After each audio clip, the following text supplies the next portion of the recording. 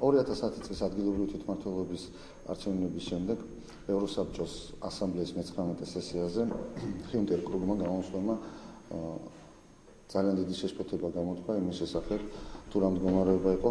საქართველოში სიღარიბის ზღვარს მიღმა ადამიანების რაოდენობის შესახებ. თუმცა საგარეო საქმეთა სამინისტრომ კონკრეტულად ვაშაძემ ამაზე გააკეთა განცხადება და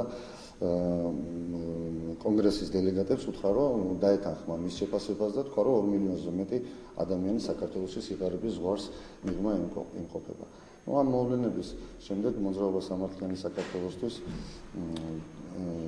საინიციატივო ჯგუფი, სამუშაო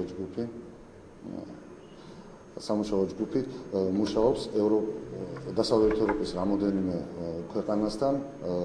პოლიტიკურ წრეებთან ამ კონკრეტული საკითხის გარშემო. და ჩვენ გვინდა რომ გამოვიდეთ ინიციატივით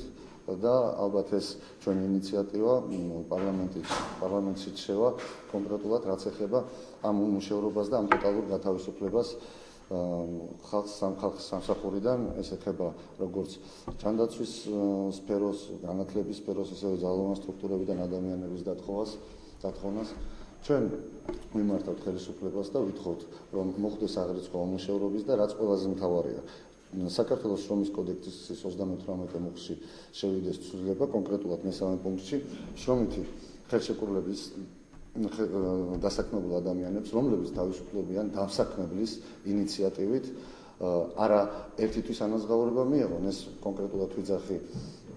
კერძო სექტორში, არამედ 3-თვის ანაზღაურება მიიღონ იმ ადამიანებმა, რომლებსაც ათავისუფლებენ სამსახურიდან, რადგან ეს კონკრეტული შემთხვევა უკვე შეცვლის დამოკიდებულებას დასაქმებულ ადამიანთან და აღარ იქნება ასეთი ტოტალური გათავისუფლება, თუნდაც ფინანსური კუთხით, ხოლო რაც შეეხება სახელმწიფო სექტორში დასაქმებულ ადამიანებს,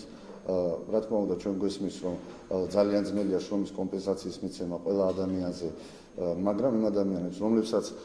უახლოეს მომავალში და ამ კანონის რატიფიკაციის შემდეგ ხელისუფლება გაათავისუფლებს 8 თვის განმავლობაში სრული ხელფასის ნახევარი აუნაზღაუროს. ეს არ არის, თქვათ, ისეთი განსაკუთრებულად დიდი თანხები, რომელიც სახელმწიფო ბიუჯეტს ისე მნიშვნელოვნად დაარტყავს. აქედან გამომდინარე, ჩვენი მოთხოვნა კონკრეტულად იქნება შრომის კოდექსის კონკრეტულად ამ მუხლის ცვლილებასთან დაკავშირებით და კიდევ ერთხელ ვიმეორებ, აღნიშნული კანონის პროექტი მოძრაობა სამართლიანი საქართველოს მიერ დაგზავნილი იქნება პარლამენტშიც.